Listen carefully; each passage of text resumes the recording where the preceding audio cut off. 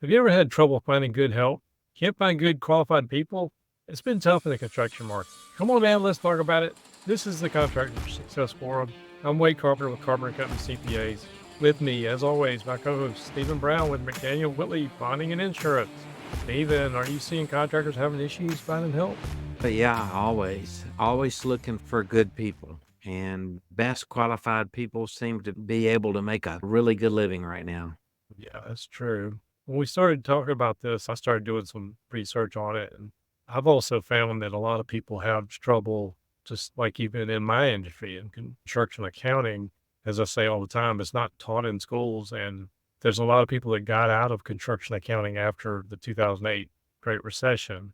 But we did some research on it and found that construction trade is going to need 501,000 additional help to balance supply and demand. About 5% of construction positions are unfilled in 2023, and so that's actually the second highest ever recorded. Any thoughts on Really? that? I knew it was bad and an issue. I didn't realize it was that bad. There's a lot of things that are contributing to that, and found that actually 1 out of every 5 construction workers are age 55 or older. There's a lot more people retiring than are coming into the industry, and I know you've probably seen some of those statistics from AGC and some of that as well. Oh, sure. And physically face it, 55-year-old bodies had a lot of wear and tear. So it's a tough business. It's a demanding business. Again, same thing with construction accounting. I started doing some research in that as well. And just across the board, accountants in general, there's a shortage of 340,000 accountants across all industry. And 42% of accounting firms are turning away work due to staffing shortage. 24% of those people are nearing burnout. My son is an accountant and it is demanding. And you want to do something that's rewarding and exciting and keeps you intellectually stimulated, especially if you're an accountant. And I can't imagine anything more challenging than being a construction accountant. As we've said many times in the past, it's just not something you learn in school. You got to learn it by being part of a construction accounting firm that really knows what they're doing and you can learn from them. At least that's my take on it. There's one problem getting an accountant or a CPA to do your books and your year-end statement, and it's another thing getting a construction expert to do that. And we've seen it. It is demanding. Contractors are demanding on accountants, very demanding. But I think it could be outrageously rewarding and lead to a lot of things. One of our CPA buddies has just become CFO of one of our construction companies. And like you said, a young fella, burnout, spending an insane amount of money staring at his computer. And now he's out on job site, learning the construction industry from the inside out and loving it and doing more than just crunching numbers. I guess you can empathize with that more than me. I think it's across the board. The accounting industry too is just the exact same thing that's happening to construction workers and younger kids today don't want to come up into this industry. Same thing with accounting. We got an aging workforce. Huge number of accountants are near retirement age. And the people coming in, there's actually been a 33% decrease in the first time people applying for the CPA exam between 2016 and 2021, last 5 years. The whole point of this is how are we supposed to get things done if we can't find the people, whether we're outsourcing or whatever? Mhm. What are the options? And today I was just talking more about some of the things that are causing that and maybe some things we could do. Okay. I know we're constantly looking for new people. It takes a good chunk of everybody's time to look for and recruit and train and get young folks interested in the insurance and bonding industry. I think also some of the economic influences and with COVID and what they call the great resignation, a lot of people reevaluating their career choice and can I work from home and make the same thing. Accountants too, especially in public accounting, they work long hours and they burn people out. But some other things like specifics of the construction accounting industry, there's specialized knowledge. And if you don't have people that will stay in the industry, they're not passing down this knowledge.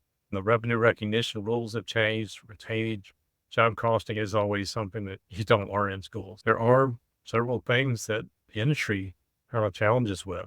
Okay. Oh, So it does, Wade, and everything that I read, the young people are looking for challenges. They're looking to work at a place where they're gonna grow, and they're gonna be challenged, and they're gonna enjoy themselves. A lot of contractors will have great young employees that'll leave because they're doing the same old thing over and over again.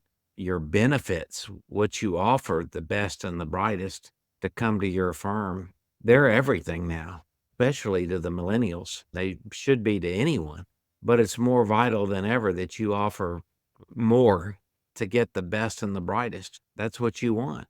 if you're looking for somebody and you're not willing to do what it takes to get the job done, and same thing in accounting, the education gaps that we see.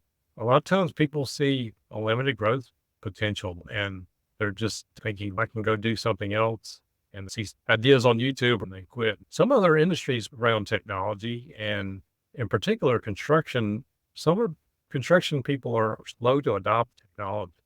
I still see these manual processes, all this stuff done in paper, especially with Mhm. accounting, payroll. Do you see that in your I do, and it's frustrating to the younger employees. It's frustrating because they know there's better, faster way to do it, and that's my take on it.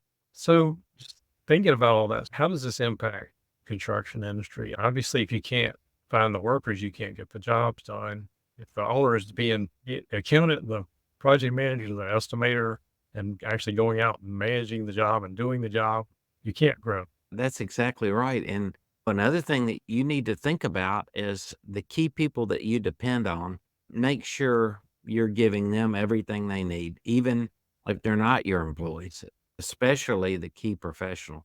Make sure you're taking their advice and paying them on time and nurturing that relationship, and also have some idea of a backup plan if you need it.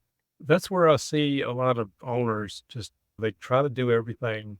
They think, well, I can do the estimating, I can do the accounting, and they never really get a good handle on their profit margin. And they're Mhm. just running from one project to another. And it's just a hamster wheel they never seem to get off of. And also, they don't know where they are on the job. That leads to overruns or sometimes project delays because they can't get things done properly, and they're just too many things to do during the day. Ultimately, it leads to increased costs. Sure. What are your ideas of what you can do about it? I know outsourcing's a good idea. Outsourcing work to professionals that you use. I know you do that for people. And the only reason you can do it was because you know the industry so well, all of the trades. So there's not a big learning curve for you. Other folks that don't understand the construction industry the way you do, they have to be brought up and nurtured. You have to find those people, right? A lot of these back office things can be outsourced. The estimating, especially if they know your industry. Or I've had people in Mexico and South America doing project management, hiring a little cheaper down there. This is my take from the Right. accountings is the typical model. If you find anybody that they say they do construction accounting, but they also do retail and service businesses and everything under the sun. And at best, they have a monthly financial statement. They're reconciling once a month and don't necessarily know the industry well, and they've got one person on the job. So if that accountant is sick or leaves, you're starting all over with a new accountant that's got to come back in. And again, they really don't have the commitment to really servicing you. And in construction, I really feel like you need to stay on top of things like cash flow, Mhm. cost. You're exactly right. You gotta stay on top of it, and you've gotta have someone good, and you've gotta be willing to pay for that person. I see a lot more construction consultants that do everything, specific project management duties, estimating duties, folks that know you and your company can go down to a project and help you get it back on track, or do that for you because you don't have time. And you have to respect them, take their advice, pay them, and be a meaningful customer to them. And there are a lot of them out there. And when you find them, again, like I say, you always have to nurture those relationships with the people you count on the most. I shouldn't have to say that, but it's a great reminder to our listeners. You get busy, right? And things happen. But just like someone getting hurt on the job site and you've lost that employee or laborers' productivity. If you're not planning ahead for your professionals and support, I think you're right, Wade. You're selling yourself short, and it's only going to get worse. Whether you outsource into the traditional model or the challenges is hiring somebody in-house. Obviously, if there's limited supply and a lot of people are retiring or they've got a lot of experience, they're demanding heavier salaries. The ones that are in it that are younger, it will jump to a different place in a heartbeat for a dollar difference per hour. And it's Mhm. tough. After the recession and COVID and those kind of things, some of these salaries have just gone through the roof. And what do we do about it? You got any thoughts on that? You got to be prepared to let people go if you can't afford them anymore, or they're not doing the specific tasks that you need them to do. It's a tough call, but your ability to, we talked about this in our economics podcast. Your ability to change when you need to change is key. And also being a meaningful source of your best advisor's source of income is a huge plus. I know there are some things you can do. It's just recruiting and training and putting a lot of time and effort into hiring. Our model, that's where we have changed a little bit. We're a team-based approach, and all we do is construction, specialize in the accounting industry. Mhm. And they all know the industry. So if somebody's out sick, we're cross-trained on different aspects of construction, like payroll side, some of the things like certified payrolls or the job costing, some of the nuances of things like accounts payable, even down to coding accounts and getting it in the right place so that it gives you the best tax. The way we've done that, whether you're looking for somebody to outsource accounting or estimating or whatever it is, we specialize in this. We had to build our own tools to get efficiency. And as I was saying before, a lot of contractors are still paper based and they can't get past like, how am I going to how can you possibly do this remotely when everything is so tied to paper? It's gotten so that we can do a pretty good job of taking that entire back office accounting function from contractors and usually give them a better outcome because we know all parts of it. You have to have the best technology available to do your job for them. You're just a step ahead of someone building something from scratch. I hope we're at more than just now, because I think we can usually put these systems in place where a lot of contractors don't have these systems to begin with. And so we can consistently create performance. We see all the time people are having trouble, they hire in-house and they can never get that job cost report, or it's always way late after they've asked for it and they don't trust the numbers. And again, our model more is, hey, we've got a bundled approach where we know what's going on with it and we can advise you on the taxes and it's all just bundled in. That's great advice, Wade. I see a lot of my customers and contractors in general getting stuck in the same routine. And we always talk about how to best mix things up to accomplish that. I was reading an article this morning about AJ Causey. He's a young pitcher for the University of Tennessee who's just outstanding. And one of his keys to success is his mental approach is if you are pitching to a batter to keep them from hitting the ball, then you're pitching from a negative headspace. But if you're a strategic pitcher and you know that you can hit those corners over and over again, you're not worried about the batter. There's no fear involved. And that's the same thing that we see over and over again. Folks that think out of the box, folks that realize there's an issue that's going on right now and it's going to continue to be worse, like labor for our entire industry. You got to think out of the box sometime. And I think outsourcing is one. And I think making and building an environment that attracts the best and the brightest and giving them the incentive and motivation to stay at your company is the key to long-term success and profit. And then if your mentality on top of that is to help the young folk that want to become owners of your company someday, then that's just a huge added bonus. And as a payoff, you'll get more money for your company at retirement by having built someone that can purchase your company, but you'll have happier employees, whether you do it or not. You'll have happier employees. I think one of the points today was, what are the options? Sometimes people think about these cost barriers here all the time with us. We're a CPA firm. They assume it's going to be so much more expensive. But if you compare the costs of hiring somebody in-house, especially with adequate experience and actually getting help, knows what they're doing and actually can give you a job cost report that's accurate and on time, Right. usually we are so much cheaper than actually doing that, and people don't believe it. But again, us specializing it, we've got tools and we've got people that know the industry, and we can actually, I think I told that story a long time ago. I'm a carpenter in name only, but if I ever tried to build something, it's gonna be crooked and it may fall down at some point. But a lot of my contractors, I call them and they're gonna make it look good and they can do it probably a third time. And that's where we feel like we excel. You would do it all of the time, and you have to be the best to do what you do. It's just like anyone who's building something. Our listeners that are contractors, they know when they started off, they weren't that good until they learned.